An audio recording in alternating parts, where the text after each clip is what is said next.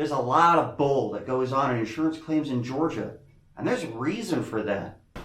They call this the Wild West of insurance claims. You gotta ask yourself one question. Do you feel lucky? Well, do you, punk? Now they're talking about property losses. They're not talking about health and auto. Those seem to be pretty well regulated, seem to be doing well. Honestly, I have no idea because I don't deal with those claims, so you could take this with a grain of salt. In property losses in Georgia, things are tougher, and it really boils down to three big reasons. Appraisal is broken, there's no extra contractual obligation in litigation, and there's a lack of regulation for property losses from the Department of Insurance. So let's get into it. Why is appraisal broken? I need to start this video off by saying I'm not a lawyer. Do not listen to me for legal advice. Don't do it. Please. I'm not a lawyer. Now that that's out of the way, I'm going to have that wording broadcast on the end of this thing, so you insurance adjusters that are watching this getting all pissed off at me on a regular basis, you can stop drooling because you're not getting me on this one. Appraisal is broken because of some bad case law from a case called Lamb versus Allstate. In Lamb versus Allstate, there was this dude named Lamb who had an Atlas Chalet roof and Allstate. And he was paid for a repair only. He demanded appraisal, and they denied appraisal because it wasn't a difference of amount of loss. You've all heard this before. They went to court, and the first few courts were appealed until it went to the Georgia Supreme Court, and then Lamb and his attorney didn't show up. And so Allstate was able to convince the panel of judges that amount of loss is not the same thing as scope or coverages. And even though there was a very split decision on this, it came out that appraisal was only available for amount of loss, and that did not include scope and coverages. I want to mention, no one defined the term scope or coverages in that case. That's kind of a problem. Amount of loss is how much money it cost to bring that homeowner back to whole. How much money that scope of work is supposed to cost. But because scope is not appraisable, a lot of carriers are saying, well, if there is a difference of scope, then we don't have to go to appraisal. We'll deny appraisal. Or we'll go to appraisal, but we're going to limit the appraisal panel to just this scope of work. Certain insurance companies, if you have one estimate from the carrier and an estimate from your contractor, and there's one line item different between them, they'll say it's a difference of scope, and they will deny appraisal. It is bull. Everyone knows that amount of loss goes hand in hand with scope. What has to be performed in order to bring them back to a pre-loss condition? That is what the whole insurance policy is for. So if scope is taken away, then the amount of loss doesn't really mean anything. It's a broken system. If you can't go to appraisal effectively, then what else can you do? Well, there's litigation available in the policy. As long as you are able to litigate against the carrier within a certain amount of time, and you get that done in a specific amount of time, see my previous video about statute of limitations, then when you litigate against them, you have to hire an attorney and incur attorney's fees. And the attorney's fees are probably not going to be awarded to you even if you win the case.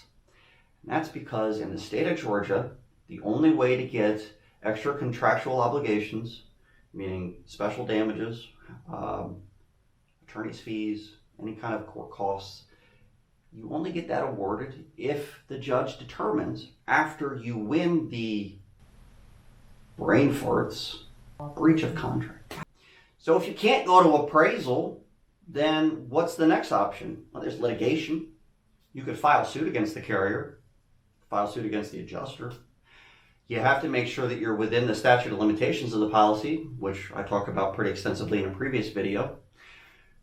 If you file suit against them, you will probably end up with attorney's fees that you'll have to pay out of pocket. Because in the state of Georgia, the only way to get extra contractual obligations from a breach of contract case is if you're also awarded bad faith, which is something that's kind of tacked on at the end, and only if you're in front of a jury.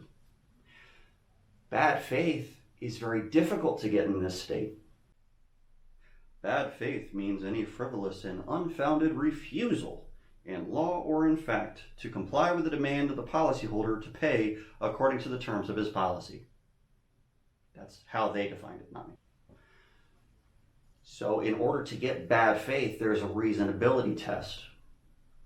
They ask the insurance company basically, is there any reasonable explanation on why you didn't provide coverage or why you didn't make payment on a claim? It's very easy to come up with a reasonable explanation for why you didn't do something. Less than 1% of insurance cases get bad faith awarded in the state of Georgia.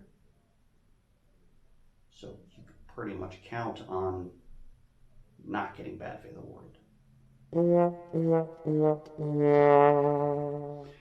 Anyway, if you're not going to get bad faith awarded and your attorney's fees are going to be due by you, let's say it's 30%, I think that's about the average for most attorneys, and there might be additional expenses that you incur.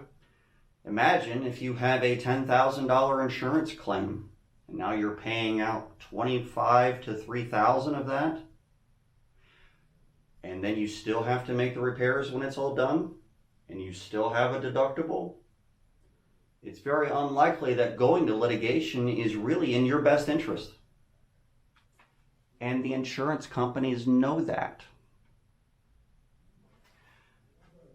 If the insurance company knows that you can't go to appraisal because you have a difference of scope, and they know that going to litigation is going to be in your best interest, and the most that they would ever have to pay is the amount of the estimate that your contractor gave you, then they know that they win if they just drag this out so that you go away.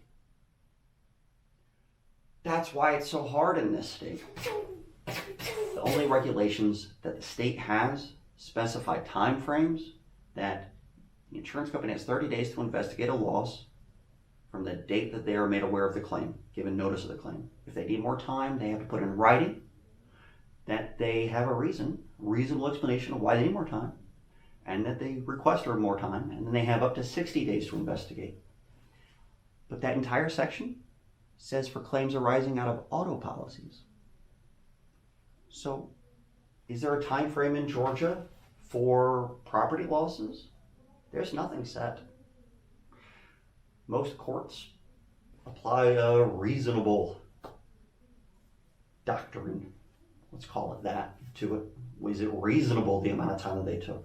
Did they reasonably get back in touch with you? Did they respond to your questions and answers within a reasonable amount of time? Did they do everything that they could in order to establish that there was or wasn't coverage? And do they have a reasonable explanation of why they denied it? And if they do, you're not getting the extra contractual obligation. You're not going to get special damages. You're not going to get anything from the carrier other than the most that the estimate was written for, going to litigation, and then you're going to have to pay out to an attorney. So unless you have an enormous claim, going to litigation isn't in your best interest.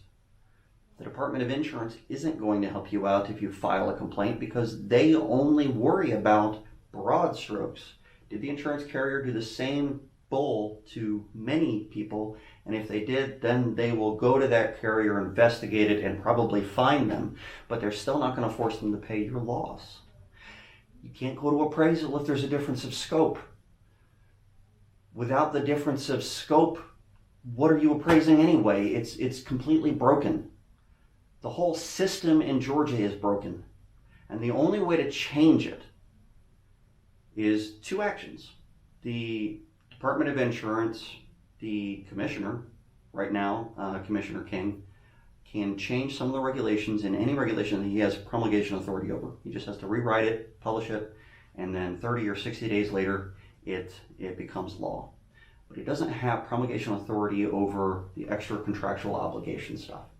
He cannot rewrite portions of it that state that you have a private cause of action to file suit against any of the department's unfair claim settlement practices that they have listed. And if you can't file a suit against those specific actions, then you can't file a bad faith suit. The only thing you have is breach of contract. So it's tough in this state. So what are your options? If you can't do any of that, what can you do as an insured? Well, you can hire an insurance company that actually takes care of their people. The Department of Insurance does have a website where they track how many complaints every insurance company has and how many of them are valid complaints. As you can see, which insurance companies, as a percentage of the amount of claims that they have in this state, have the most complaints. And you can make some decisions on who you purchase your policy from based on that. You can make sure you have a good agent that actually knows what they're talking about, because your agent can be very useful and very helpful on your claim, as long as they know what they're doing and they're not just a salesperson, because most of them are. Then you can hire a public adjuster to help you with your claim. There are plenty of good public adjusters. There is an association called the Georgia Association of Public Insurance Adjusters. I happen to be a board member of. They have their own website, GAPIA.org, GAPIA.org. There is a list of members on that site. You can go to that site and find a list of PAs that care enough to make sure that they get educated on their trade. That's why they join GAPIA. There are plenty of resources to find good public adjusters. You need a good one, and you need them involved as soon as possible. Because honestly, you don't really have that much power in this state to really help with your claim otherwise. And even if the public adjuster is unable to help you with your claim, they can at least set it up for an attorney, so that an attorney can take it from there and win it after the fact. You have a much better chance of getting that bad faith unicorn if you have a good PA setting it up for you to begin with. So it's not such a dire thing in Georgia, but it's definitely more difficult than other states. So you really need help. Let us deal with the bull.